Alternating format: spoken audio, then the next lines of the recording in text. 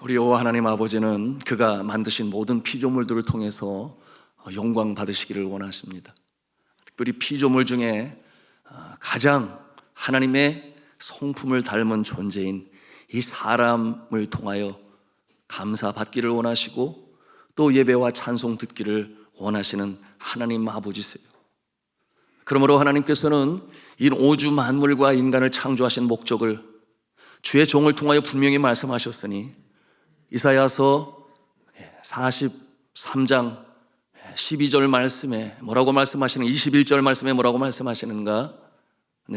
이 백성은 내가 나를 위하여 지었나니 나를 찬송하게 하려 함이라. 여러분, 예배하는 자에게 하나님의 은혜가 임하는 줄로 믿으시기를 바랍니다. 예배의 본질이 무엇인가? 하나님께서 행하신 일을 감사하는 것입니다. 여러분, 그러므로 이 감사와 찬송의 주제를 가지고 주님 앞에 함께 모여 행하는 예식이 있으니 이것을 예배라 그렇게 불러요. 여러분, 이 예배는 우리의 입술의 찬양으로, 그런가 하면 마음의 감사로, 또한 손으로 주 앞에 드리는 물질이 있습니다. 그런가 하면 예배 시간을 통하여 하나님께서 주의 종을 통해 선포되어지는 말씀을 들을 때에 심령 가운데 진리를 깨닫는 기쁨이 있으며, 또한 그 진리의 말씀을 나의 삶으로 실천하겠다, 그러므로 주의 마음을 기쁘시게 하겠다 하는 다짐을 하고 결단을 하는 예식이니, 여러분, 예배는 너무나 중요한 것이에요. 왜 그러냐면 우리가 피조물의 편에서 하나님의 창조하심을 찬송하고 구원을 감사할 때 여러분들이 하나님께서는 그와 같은 모습을 보시는 거예요. 너희가 신령과 진정으로 예배할지니라. 그런데 하나님께서는 오늘 이 시간에도 그처럼 영과 진리로 예배하는 자들을 찾으신다 그랬어요. 찾으신다 그랬습니다. 여러분, 신령과 진정으로 예배하는 모습 주님이 찾으실 때에 그 자리에 서신 여러분이시기를 주님의 이름으로 축복합니다. 이 예배가 얼마나 소중한지 여러분, 대한민국 안에 있으면 잘 몰라요. 너무나 자유로우니까요. 그런데 정말 이 구원의 기쁨, 하나님의 지켜 보호하심에 감사하여 신령과 진정으로 예배하는 모습, 여러분, 선교지에서는 얼마든지 볼 수 있습니다. 특별히 다친 지역, 여러분, 이슬람권에서, 그런가 하면은 이 힌두교권에서 자신들의 믿음과 다르다는 이유로 박해합니다. 따돌림 당하게 합니다. 핍박합니다. 그럼에도 불구하고 주님 기뻐 받으시는, 나를 창조하신 목적이 주를 찬송하게 하려 함이라 그랬는데, 그러므로 모여서 예배하고 기도하는 모습 얼마나 간절한지 몰라요. 공산권은 더할 나위도 없겠지요. 저 북녘 땅에 인권이 없음으로 말미암아 믿음을 가진 성도들이 함께 모여 예배를 드린다고 하는 것은 모험이요 때로 생명을 무릅쓰고 드리는 것인데, 여러분, 그와 같은 예배를 하나님께서는 받으신다는 거예요. 여러분, 그와 같은 예배를 드리는 자에게 하나님께서 은혜를 주시니 그 은혜를 힘입어 전쟁터와 같은 세상에서, 얼마나 경쟁이 난무하면 무한 경쟁의 시대, 하루에 몇 번이고 주저앉고 싶을 때가 있지만, 그러나 예배하는 자 주님의 은총 주시니 그 힘과 능력을 가지고 이 세상을 승리롭게 살아가는 것인 줄로 믿으시기를 바랍니다. 전 세계 크리스찬들로부터 존경을 받으시는 할머니 코리텐 부음, 여러분 아시는 분 아실 거예요. 이제는 고인이 되셨죠. 1983년도에 주님의 품에 안기셨는데, 그가 이와 같은 간증을 했어요. 소련의 어떤 교회에서 예배를 올리려고 하는데 갑자기 예배당 문이 열리면서 2명의 무장한 군인이 들어닥치게 되었는데, 그들이 들어와서 공포를 조장하면서 선포한 말이 뭐냐 하면 5분간의 시간을 주겠다. 그 안에 살고 싶은 사람은 예배당 밖으로 나가라. 5분 뒤에 이 자리에 있는 사람들은 다 죽게 될 것이다.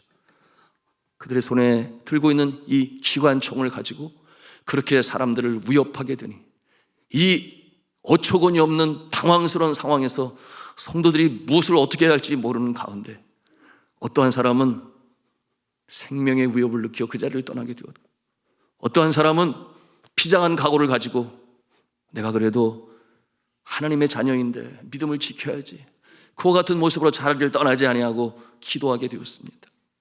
시간이 흘러 다시 군인들이 엄포를 놓았는데 이제 50초가 남았다. 50초 안에 나갈 사람은 빨리 나가지 않으면 이래서 죽음을 당하게 될 것이다. 이와 같은 상황에서 그 자리에 앉아있는 사람들은 미동하지 아니하고 비장한 각오를 가지고 주님 앞에 예배자로 서 있게 되었는데, 갑자기 이 상황이 반전이 이루게 되었으니 이 군인들이 그제서야 그 예배당문을 안에서 잠그고, 그리고는 그 기관총을 내려놓고, 여러분, 저희도 크리스찬입니다. 저희도 예배하기를 원하는데 이처럼 이 안에 진정한 예배자가 아니고, 그리고 가짜로 또 어쩌면 스파이의 모습으로 그와 같은 모습이 있기에 이처럼 저희가 소란을 피웠는데 용서하십시오. 자, 이제 주님 앞에 예배를 드립시다. 그렇게 함으로 그들은 그 어느 때보다도 감동적인 예배를 드릴 수 있었다 그랬습니다. 자, 사랑하는 성도 여러분, 이처럼 예배는 너무나 중요한 것인데, 그런데 제가 목회를 하면서 참 안타까운 때가 있어요. 우리 성도들 중에 어떤 모습이 있는가? 교회 봉사하는 일에는 굉장히 적극적입니다. 그런데 정작 예배는 등한시해요. 그래서 예배 시간에는 잘 보이지 아니하는데 어떤 봉사의 현장은 더 열심히 나오시는 분들이 있습니다. 이 모습이 왜 안타까운가? 여러분, 이 예배를 드리지 아니하고 우리의 신앙이 제대로 성장하기를 바란다. 여러분, 성장하면 성장할 수 있겠지만 그러나 균형 잡힌 모습이 되지 못해요. 여러분, 인격의 요소를 세 가지로 말을 하지요. 지, 정, 의다. 그런데 이처럼 선한 일을 하는 일에 직접 몸으로 뛰시는 분들은 보통 이 세 인격 요소 중에 이 의지의 부분이 강한 분들이 주로 그렇게 행함으로써, 그러므로 많이 알면 못해. 그렇게 예배를 드려도 실천을 해야지 사랑을, 이와 같은 마음을 가지고 그렇게 행하시는 분들이 있습니다. 여러분, 그것이 잘못됐다는 것이 아니라 우리가 주님 안에 인격적으로 균형 잡힌 모습으로 신앙이 성장되기 위해서는 바로 이 지적인, 그리고 정서적인, 그리고 의지적인 모습이 연합을 하여 성숙한 모습으로 자라나게 되는 것인데, 여러분, 예배를 통하여 하나님의 말씀을 들을 때에 진리를 깨닫는 기쁨이 있어요. 이것은 지적인 분야라고 말할 수 있겠습니다. 그런가 하면 그것만이 아니요, 예배 가운데에는 기도가 있습니다. 찬송이 있습니다. 여러분, 기도하며 찬송할 때에 성령께서 기뻐하시며 그 심령 가운데 역동적으로 역사하시니 마음에 감동이 임해요. 여러분, 이 감동을 가지고, 감격을 가지고 여러분, 그 다음에 행하는 것이 무엇이겠습니까? 실천이에요. 그러므로 사랑하는 자들아, 말과 혀로만 사랑하지 말고 오직 행함과 진실함으로 하자. 맞아요. 그러나 이처럼 이 예배를 통하여 우리가 깨달아야 할 말씀이 필요합니다. 그런가 하면은 또한 찬송과 기도를 통하여 성령께서 주시는 능력을 받을 때에 비로소 우리가 감사함으로, 기쁨으로, 여러분, 행하는 이 모든 선행들은 우리의 영혼을 살찌우며 우리의 생명력을 살리는 능력이 되는 줄로 믿으시기를 바랍니다. 그러지 아니하고 저 선하게 살면 되는 거야, 내가 심지어 교회를 다니지 아니하도 이웃사랑 하면 되는 거 아니겠어? 여러분, 그와 같은 모습으로 행할 때 그것이 잘못됐다는 것이 아니라 균형 잡힌 모습이 되지 않았느니 그 마지막의 모습이 어떻게 되는가? 지쳐요. 하다가 안 할 때도 많습니다. 그런가 하면 나는 이렇게 열심히 봉사하고 수고하는데 왜 도와주려고 하지 않지? 하는 서운한 마음도 그 마음에 생길 수가 있습니다. 여러분, 어느 한 날 예수 그리스도께서 마르다의 집에 방문하는 일이 있었어요. 이 마르다는 마리아의 언니요, 또 마르다와 마리아의 오빠는 나자로였습니다. 그런데 예수께서 친히 제자들과 함께 그 집을 방문한다고 하니까 마르다가 너무 기뻤어요. 그러므로 예수님이 오실 때에 마음이 분주하다 그랬습니다. 그러므로 먹을 것을 마련하여 예수님을 대접해야지, 제자들에게 먹을 것을 주어야지, 그렇게 마음이 분주한데 그의 동생 마르다는 전혀 다른 모습이에요. 예수님의 발치에 앉아서 모처럼 오신 예수님의 진리의 말씀을 들어야 되겠다, 지금 아니면 언제 또 들을 수가 있겠어? 이와 같은 마음을 가지고 앉아 있게 되니 그 모습을 바라보는 여언니 마르다의 마음에 불편한 거예요. 그리고 마음이 상한 거예요. 그리고 그 마리아가 그렇게 예뻐 보이지가 않으니 예수님께 부탁을 해요. 예수님, 제 좀 여기 와서 음식 준비하는데 좀 돕게 말씀해 주세요. 여러분, 이와 같은 내용이 누가복음 10장 40절에 기록되어 있는데 우리 같이 한 음성으로 합독합니다. 시작. 마르다는 준비하는 일이 많아 마음이 분주한지라 예수께 나아가 이르되 주여 내 동생이 나 혼자 일하게 두는 것을 생각하지 아니하시나이까 그를 명하사 나를 도와주라 하소서. 그때 예수 그리스도께서 뭐라고 말씀을 하세요? 마르다야, 마르다야. 이렇게 두 번 부르시는 것은 친근감을 표현하는 거예요. 그래서 마르다를 미워하는 게 아니라 사랑하는 마음으로 뭐라고 말씀을 하십니까? 내가 많은 일로 염려하고 근심하지만. 우리 같이 한 음성으로 읽겠습니다. 시작. 마르다야, 마르다야, 네가 많은 일로 염려하고 근심하나 몇 가지만 하든지 혹은 한 가지만이라도 족하니라 마리아는 이 좋은 편을 택하였으니 빼앗기지 아니하리라. 자, 이 말이 한편으로 아리송하기도 하죠. 이게 지금 무슨 말씀인가? 그래서 이해하기 쉽게 성경에 여러 번역본이 있는데 현대인의 성경의 같은 구절을 다시 한번 보도록 하시겠습니다. 같이 읽습니다. 시작. 예수님이 마르다에게 대답하셨다. 마르다야, 마르다야, 네가 많은 일로 염려하고 걱정하는구나. 그러나 꼭 필요한 것은 한 가지뿐이다. 마리아는 좋은 편을 택했으니 아무에게도 그것을 빼앗기지 아니할 것이다. 아멘. 여러분, 무엇이 강조되는 것입니까? 하나님의 말씀, 진리. 진리를 들어야 하며 생명의 진리를 깨달은 자는 빼앗기지 아니할 것이다. 여러분, 이처럼 예배는 우리에게 진리의 말씀을 선사하는 시간이에요. 그런가 하면 기도와 찬송을 통하여 성령께서 역동적으로 우리 심령 가운데 역사하게 하심으로 여러분, 자연스럽게 도출되어지는 모습은 바로 선한 행위로 인하여 하나님 아버지께 영광을 올리는 귀한 시간이 되는 것이니 여러분, 예배의 성공자가 되시기를 주님의 이름으로 축복합니다.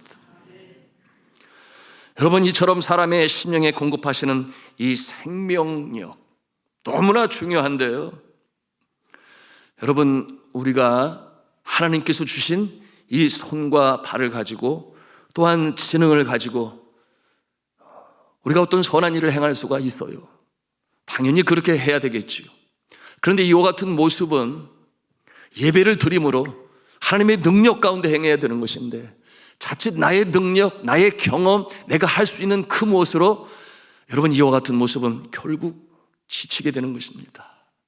그리고 가슴 깊은 곳에서 솟아오르는 행할 적마다 이 풍요로움과 기쁨과 감사와 또한 하나님이 그 모습을 보시고 내리시는 은혜로 인하여 여러분, 자원하는 마음으로 행하는 것인데 그러지 못하게 되면 여러분, 그 모습은 하나님께서 예비하신 하늘의 은혜와 능력을 거부하는 모습이 되는 것입니다. 그러면 예배를 통하여 이 주의 은혜를 받을 수 있어야 되는데 여러분, 예수 그리스도께서도 그와 같은 모습을 바라시며 하나의 비유로 주신 말씀이 있는데 여러분, 잘 아시는 요한복음 15장의 포도나무의 비유예요. 뭐라고 말씀해요? 아버지는 농부가 되시고 나는 참 포도나무여 너희는 가지라. 이와 같은 관계에 대해서 말씀을 하시면서 마땅히 받아야 할 그 수액에 대해서, 영양분에 대해서 말씀을 하고 계시는데요, 우리 요한복음 15장 5절 말씀을 같이 읽습니다. 시작. 나는 포도나무여 너희는 가지라. 그가 내 안에 내가 그 안에 거하면 사람이 열매를 많이 맺나니 나를 떠나서는 너희가 아무것도 할 수 없음이라. 여러분, 이 말씀을 통해서 우리가 깨닫는 것은 이 신앙의 본질, 너무나 중요한 이 파운데이션, 기초가 무엇이냐? 그것은 하나님과의 풍성한 관계다. 이 하나님과의 관계가 온전히 이루어질 때 우리는 이 포도나무에서 전달되어지는 수액을 받을 수가 있으니 여러분, 꽃이 핍니다. 그리고 열매를 맺을 수가 있는 것이 나를 떠나서는 너희가 아무것도 할 수 없느니라. 여러분, 아무리 선한 일을 행한다 할지라도 그것이 나쁘다고 하는 것이 아니라 주님이 주시는 은혜와 능력으로 감당할 때 선순환 구조가 되어서 경제적인 용어긴 하지만 그러나 기쁨으로 감사함으로 끊임없이 행하면 행할수록 더 풍성한 삶으로 인도하시는 주님의 방편임을 여러분 잊지 마시기를 바랍니다. 여러분이 주님과 나와의 관계성, 여러분이 포도나무에 꼭 붙어있는 가지, 그 모습을 통해서 우리는 자양분을 먹게 되는 것인데요, 여러분 그런 모습을 저는 어렸을 때 이 과수원을 운영하는 저희 집안의 과수를 통해서 보게 된, 이 태풍이 지나가고 나면 가지가 찢겨요. 그러면은 그 찢겨진 가지, 그 모습을 보면 처음에는 여전히 이파리가 푸르고, 그리고 꽃은 필지 모르고 열매는 맺지 몰라도 그러나 시간이 가면서 시들해지며 결국은 불에 던지워 땔감이 되고 마는 그 모습을 봅니다. 여러분, 우리는 어떠한 존재인가? 내 영혼의 창조주가 되시고 이 땅에 생명으로 보내신 하나님과의 풀과 분리의 관계인 줄로 믿으시기를 바랍니다. 그러므로 수액을 받는 것이에요. 충분히 받는 것이에요. 그런데 그와 같은 현장이 어떠한 현장이다? 예배의 현장이다. 그래서 하나님은 구약의 제사를 너무 중요시 여기셨으며 오늘날 이 시대에 예배를 기뻐 받으시는 하나님, 영과 진리로 예배하는 자를 찾으시는 하나님이라고 말씀하고 있는데요, 여러분 이 포도나무의 가지로 전달되어지는 수액은 무엇을 비유하는 것일까요? 그것은 곧 주님께서 선물로 은혜로 주시는 것이니 말씀과 성령인 것입니다. 말씀과 성령을 충분히 우리가 충만하게 받을 때에 아름다운 결실 열매를 맺는 줄로 믿으시기를 바랍니다. 긴 이야기를 여러분에게 드렸는데요, 여러분 오늘 성경 본문 신명기 8장을 통해서 이 모세가 강조하고 있는 내용이 바로 이것입니다. 너희는 하나님과의 관계를 소홀히 하지 말아라. 여러분, 하나님과의 이 친밀한 관계성, 이제 약속의 땅 가나안 땅으로 들어가는 이스라엘의 신세대를 바라보면서 이 세상을 떠나야 할 모세는 이처럼 당부하고 설교를 하며 강조하는 것인데요, 하나님과의 풍성한 관계성. 여러분 이제 명절이 다가오는데 여러분 고향에 계신 아직 부모님이 살아계시다면 또 방문할 것이고, 또 우리 교회는 연로하신 분들이 많으니까 지방에서 또 찾아오겠지요. 그래서 주일 예배 예정대로 다 갑니다. 다 합니다. 그런데 여러분, 우리가 멀리 계신 부모님, 저 고향에 계신 부모님, 어쩌다 명절 때나 이렇게 찾아뵙는 여러분 그런 관계가 아니라는 거예요. 누가? 하나님과의 우리의 관계는 바로 지금 here and now, 이 자리에서 지금 우리 하나님은 우리의 영혼의 주인이 되심을 믿으시기를 바랍니다. 함께 하시고 도우시고 힘주시고 은혜 주셔서 이 땅을 승리롭게 살아가기를 바라시는 하나님 아버지, 그 관계가 이루어질 때 복된 인생임을 오늘 이 신명기 8장을 통해서 모세는 그의 후손들에게 간곡히 당부하고 또 당부하는 것이니 뭐라고 말씀하시는 거예요? 너희는 잊지 말아라, 잊지 말아라, 그 안에 거하여야 한다. 같은 이 포도나무의 비유처럼 그렇게 강조하는 것이니 그 길이 살 길이요, 그 길이 복된 길이요, 그 길이 승리로운 길이다. 아주 간곡히 당부하는 이 모세의 모습을 우리가 상상할 수 있어야 돼요. 이제 곧 이스라엘 백성들은 광야 시대를 마치고 약속의 땅, 젖과 꿀이 흐르는 땅으로 들어갑니다. 얼마나 신나겠어요? 채소를 먹을 수 있습니다. 광야에 없었어요. 그런가 하면은 과수 열매를 먹을 수가 있습니다. 이제는 유목민일 뿐만 아니라 농사를 짓게 되니 여러분 그 추수로 인하여 갖는 기쁨, 생계의 식탁이 더욱 풍성해질 것인데 갈릴리 바다에서 그 수확할 수 있는 수많은 어획물들을 통해서도 그들은 너무나 기쁘고 좋을 것이에요. 그런데 이와 같은 상황 가운데서도 결코 잊지 말아야 할 것이 있으니 그것이 무엇이라고 하는 거예요? 그 상황, 환경, 행복한 상태에서 잊지 말아야 할 존재가 있다. 바로 출애굽을 인도하시고 광야의 과정을 거쳐 젖과 꿀이 흐르는 땅 가나안을 인도하신 창조주 여호와 하나님을 잊지 말라고 하는 것입니다. 그것은 너무나 당연한 것인데, 그런데 그들 중에는 많은 경우 이 공급자가 되시고 창조주가 되신 하나님을 잊으셨어요. 그 모습으로 말미암아 하나님이 기뻐하시지 아니하시오. 여러분, 그들의 인생 가운데 겉으로 모든 것이 풍요로운 것 같지만 그러나 정작 그들의 심령은 피폐하여 영원히 공허합니다. 진정한 행복을 알지를 못해요. 여러분, 이와 같은 모습 이렇게 비유해 볼 수 있겠죠? 한 어린아이가 정말 갖고 싶은 장난감이 있었어요. 왜냐하면 친구들도 갖고 있기 때문에. 그래서 집에 오면 타령을 해요. 아빠 나 이 장난감 꼭 필요해. 그러니까 아빠가 그 사랑하는 이 아이의 소원을 들으니까 알고 있잖아요. 그러니까 계획을 갖죠. 사다 주긴 줘야 되는데, 그러면서 이렇게 말할 수 있겠죠. 네가 내 말을 잘 들어야 돼. 엄마 속썩이지 말고. 그러면 사다 줄 거야. 얼마든지 이렇게 할 수 있어요. 그리고 이제 날이 되어 작정한 날에 이 아빠가 퇴근하는 길에 그 장난감을 사가지고 이제 집으로 와요. 그러면 그 아빠를 기다리던 아가가 아빠의 얼굴을 볼까요? 장난감을 볼까요? 장난감을 봐요. 그리고 아빠가 내가 그처럼 원하는 장난감이야. 자, 가져. 너를 사랑해서 사온 거야. 그래서 줘요. 그러면 이 어린아이가 이 장난감을 가지고 너무 좋으니까 뭐 표정에 그냥 뭐 입이 귀에 걸리고 얼굴이 환해지죠.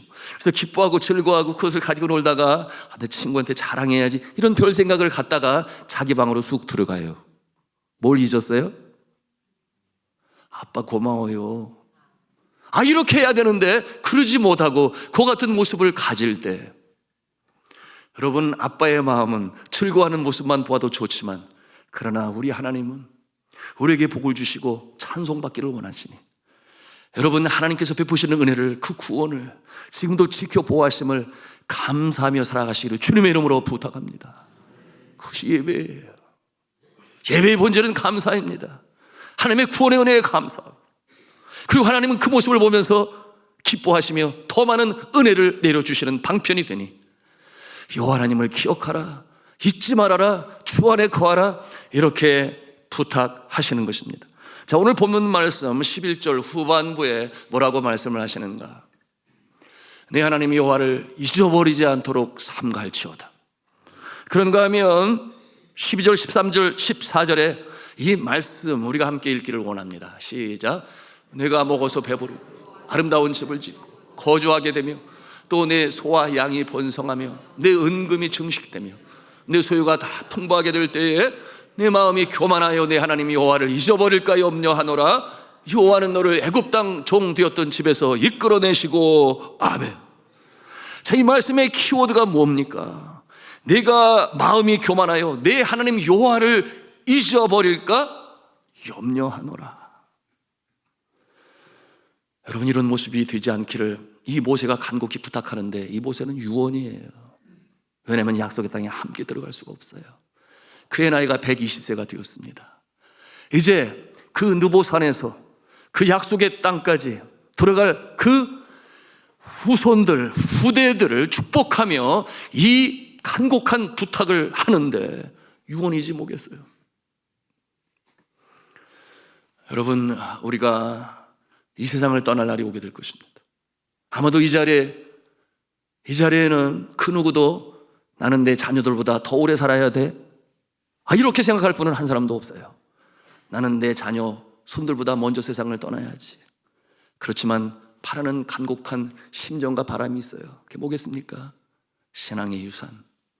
우리가 이렇게 가문을 이루고 또한 태초의 복으로 만남을 허락해 주셔서 남편을 만나고 아내를 만나고, 또한 잉태의 복을 허락하셔서 자녀까지 주셨으니 함께 동등하고 동락하는 가운데 기쁨을 가질 수 있었고, 때로는 슬픔도 있었지만 기도하는 가운데 극복해냈던 그와 같은 내용들을 가지고 자녀들에게 얘기를 해요.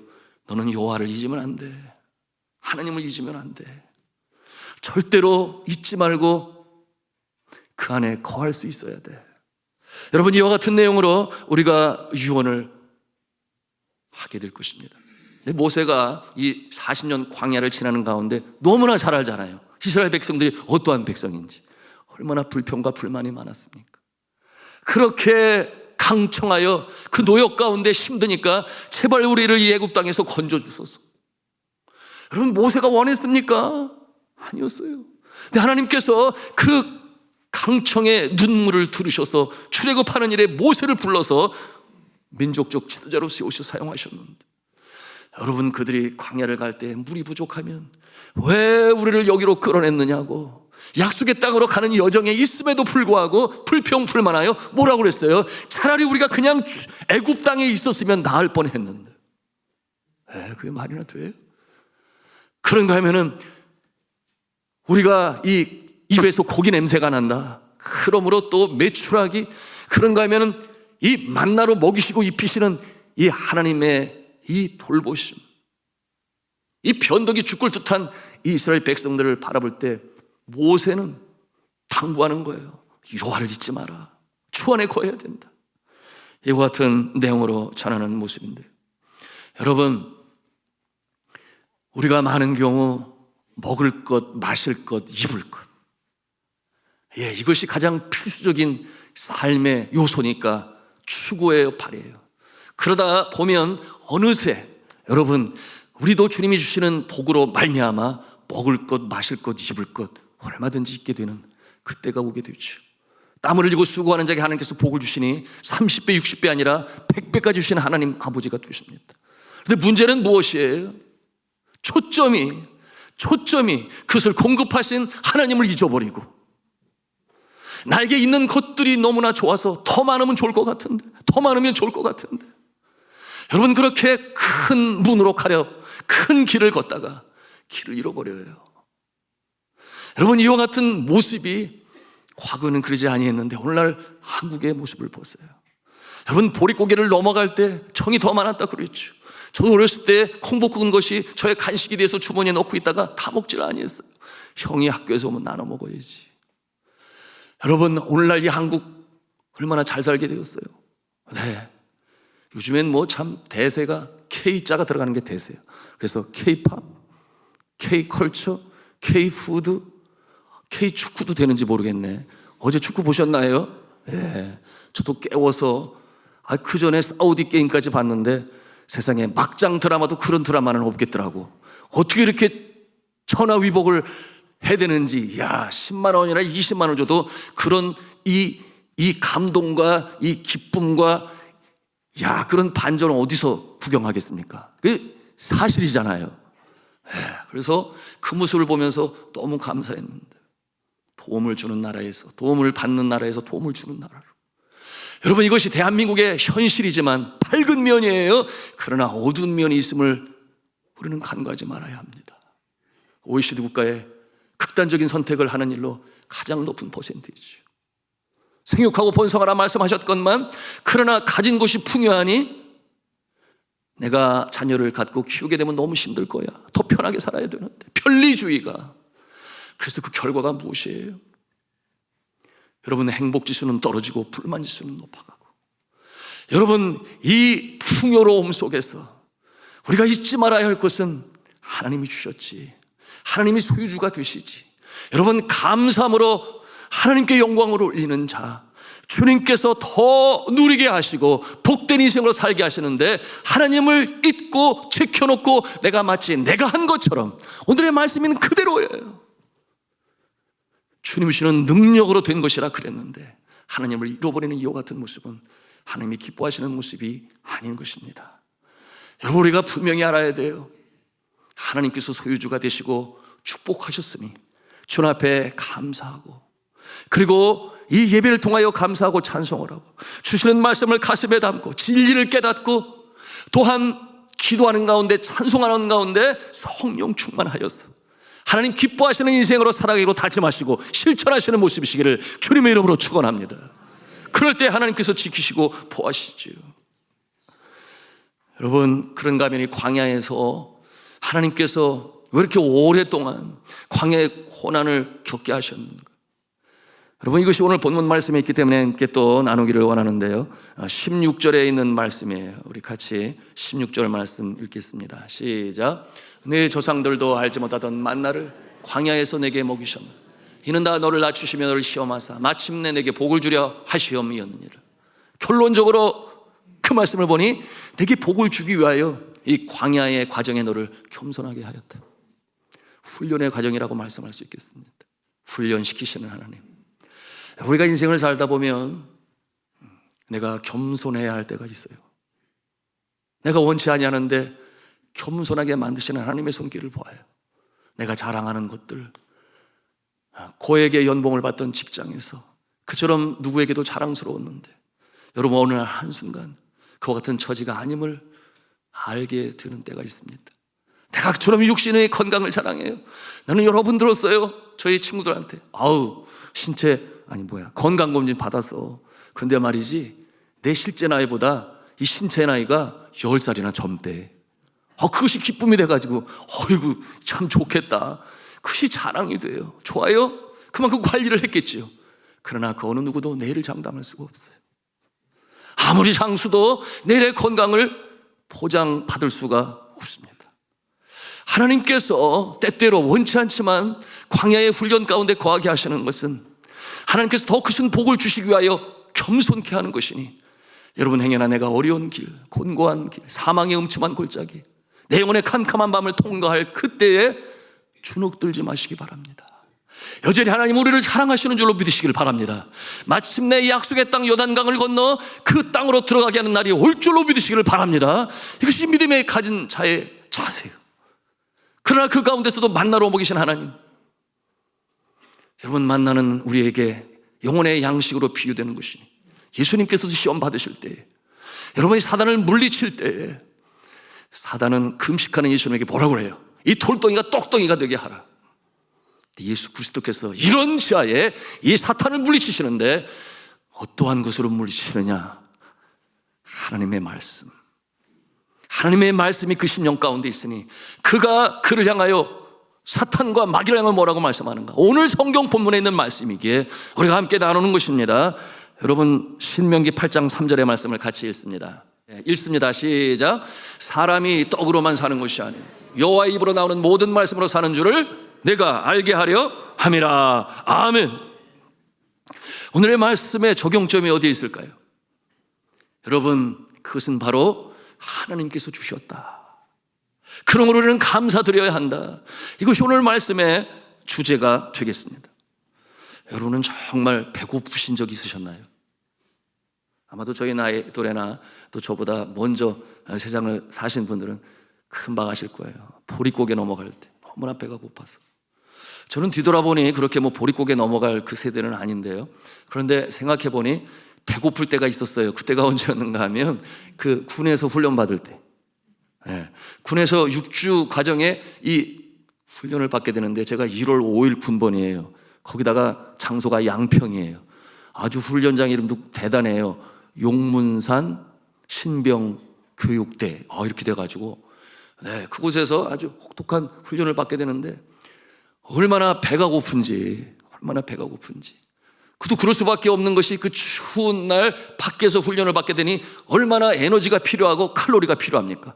밥을 많이 주기는 줘요. 그런데 뚝딱 먹고 나서 뒤돌아서면 내가 밥을 먹었나? 이 정도가 되니까 여러분 아침과 점심 사이, 점심과 저녁 사이, 특별히 점심과 저녁 사이 이 3시가 지나가면은 얼마나 이 냉기가, 그러면서 발을 동동 굴르면서 아이고 언제 밥 먹으러 가지? 이런 마음을 갖게 되는데 그래서 정말 이 취사장에 진짜 이 목에 막 핏줄이 설 정도로, 왜냐하면 크게 부르지 않으면 안 들여보내요 또. 그래서 순서대로 들어가는데 그 밥을 딱 받고 나니까 저절로 감사의 기도가 나와요. 하나님 아버지 일용할 양식을 주셔서 감사합니다. 그리고 기도를 하는데 맛있게 먹고 나서 이제 배가 부르잖아요. 그런데 그 다음에는 감사 기도를 안 하더라고. 왜 그렇겠어요? 배가 부르니까 감사할 줄을 몰라요. 배고플 때는 밥상을 놓고 감사의 기도를 드리지만 배가 부르고 나니까 그것으로 인해서 감사를 잃어버려요. 여러분 오늘 이 시대에 우리가 얼마나 잘 살아요. 여러분 우리의 자라나는 세대는 배고픈 걸 몰라요. 왜냐하면 냉장고만 열면 먹을 것이 항상 있으니까. 여러분 배부를 때 더욱 감사하시기를 주님의 이름으로 부탁합니다. 그것이 하나님이 기뻐하시는 거예요. 모세가 염려합니다. 너무나 잘하는 그 모습. 우리 17절 18절 말씀 같이 읽도록 하겠습니다. 시작. 그러나 내가 마음에 이르기를 내 능력과 내 손의 힘으로 내가 이 자물을 얻었다 말할 것이라. 네 하나님 여호와를 기억하라. 그가 네게 재물 얻을 능력을 주셨음이라. 이같이 하시면 네 조상들에게 맹세하신 언약을 오늘과 같이 이루려 하심이니라. 아멘. 풍요 속에 감사가 넘쳐야 되는데 풍요 속에 주님을 잊어버려요. 이것이 오늘날 한국의 모습 아니에요. 여러분, 주님께 감사하며 풍요를 누릴 수 있다면 하나님은 더 복되게 살게 하실 것인데, 풍요 속에 하나님을 잃어버린 존재는 어떠한 존재가 되는가? 불편한 진실 아니에요? 이처럼 잘 사는 나라가 극단적인 선택률이 여전히 계속해서 OECD 국가 중에 1위를 유지하고 이혼율도 마찬가지예요. 여러분, 행복지수가 아니라 불만지수가 높아가는 모습은 왜 그런 거예요? 풍요 속에 감사를 잃어버리니 하나님께서 그 모습 사랑하시겠느냐, 그 말입니다. 여러분은 믿음의 사람이니 감사함으로 지속적으로 내리시는 하나님의 은혜를 받으시기를 주님의 이름으로 축복합니다. 이 모든 것이 다 하나님께 주시는 능력으로 말미암은 것이다. 그러므로 내가 성장한 것도, 여러분 대한민국에 태어난 것도 나의 의지로 된 것이 아니잖아요. 가정을 이루게 하시고 자녀를 얻게 하시고 아침에 일어나면 일터로 갈 수 있는 일터가 있음에 감사하고, 또한 건강하니까 일을 또 감당하고, 또한 지키시는 하나님, 우리는 부직간에 알지를 못해요. 위험이 눈앞에 있는데, 우리 교회도 이 건축업으로 일하시는 분들 많이 계세요. 여러분 계시는데 그 위험한 현장에서 지금까지 지키시는 하나님의 은혜가 있다, 이 말이에요. 그런데 몰라요. 왜? 하나님이 먼저 앞서가셔서 지키시고 보호하시니 알 길이 없어요. 그러나 매일 매순간 잠자리에 드는 시간이 되면 오늘도 하나님께서 나를 지켜보하셨지, 감사하시는 모습이시기를 축복합니다. 작년 5월에 있었던 일인데요, 우리 교회 한수 집사님이에요. 그날도 일터에 가서 공사 현장에서 일을 하고 있는데, 그런데 택배가 온다고 해서 이제 아래층으로 내려가겠는데 보니까 아래층에서 이 화단 작업을 하는데 불이 나가지고, 여러분 이 화단 작업이 어떻게 되는가, 이렇게 땅을 파가지고, 그리고 이제 그 깊이를 조절하기 위해서 두꺼운 스티로폼을 이제 바닥에 깔고 또 흙을 넣어서 나무가 자라게 그렇게 하는 건데, 그 화단을 만드는 용접각에서 불꽃이 튀어가지고 스티로폼에 불이 붙은 거예요. 그러니 그 안에서 일하는 사람들이 참 어려운 상황에 이르는데, 이 집사님이 보자마자 화급을 다투는 일이니까 바로 소화기를 들고 뛰어가서 그 불을 꺼주게 되었는데, 여러분 이 불이 옆으로 번져나가니까 이 스티로폼을 걷어가지고 바깥으로 계속 이렇게 던져 버리게 되는데, 여튼 그 상황 가운데에서 마침내 이 진화를 하게 되었고, 그리고 내 어려운 모면을 이제 극복하게 되었습니다.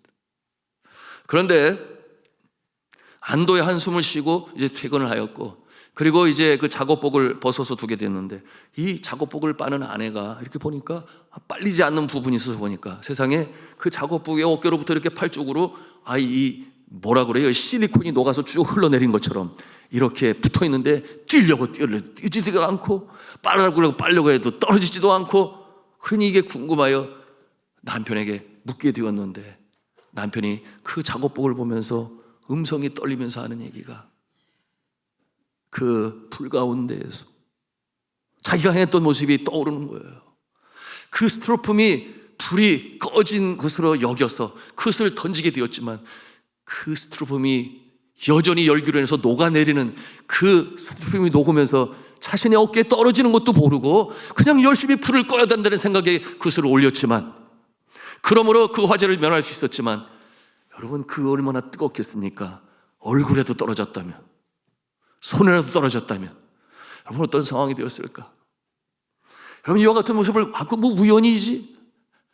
여러분 우리의 마음에 감동이 되는 것은, 그때 때는 5월달이었으니까 이미 동절기 작업복은 아니요, 이제는 하절기 작업복으로 입어 덥지 않게 하고 나가야 되는데, 그날따라 감기 기운이 있어서 으슬으슬 춥게 되니 입지 말아야 할 동절기 이 작업복을 입고 그 자리에 나가서 그 불이 날 줄을 누가 알았겠느냐.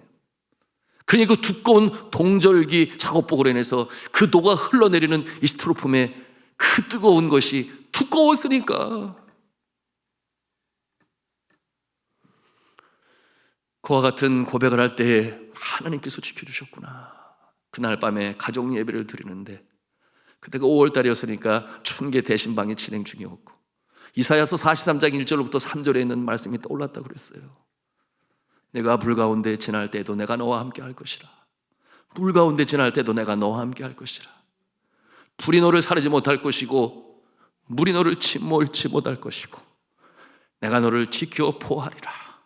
이 말씀이 가슴에 감동으로 다가오면서 둘이서 붙잡고 울었다 그랬어요. 지켜 보호하시는 하나님의 손길에 감사하여 감동이 되어 울었다 했습니다. 자, 사랑하는 성도 여러분, 이제 말씀을 맺습니다. 신앙의 본질이 무엇이냐? 하나님께서 베푸신 은혜와 구원에 감사하는 거예요. 그러므로 우리가 찬송하고 예배합니다. 선포되어지는 말씀을 가슴에 담고 하나님의 말씀으로 알아 주를 기쁘시게 하기 위하여 지키고 다짐하고 결단하는 시간이 예배의 시간입니다. 여러분, 이처럼 감사는 어떠한 자에게? 주님의 은혜가 무엇인지를 깨달아 아는 자에게. 그러므로 포도나무의 가지와 같이 참 포도나무 되신 예수님과 붙어 있음으로 말미암아 여러분, 주가 내 안에, 내가 주 안에 있음으로 말미암아 이 풍성한 관계로 복된 인생을 살아가는 것인데, 여러분, 오늘의 말씀을 통하여 주님과의 관계를 우선순위로 두고 주님과의 관계가 풍성해지심으로 말미암아 복된 인생이요 승리로운 인생, 천국에 들어가는 날까지 보호하시고 인도하시고 구원하시고 복을 주시는 주와 더불어 승리하시기를 저는 주 예수 그리스도의 이름으로 축원합니다.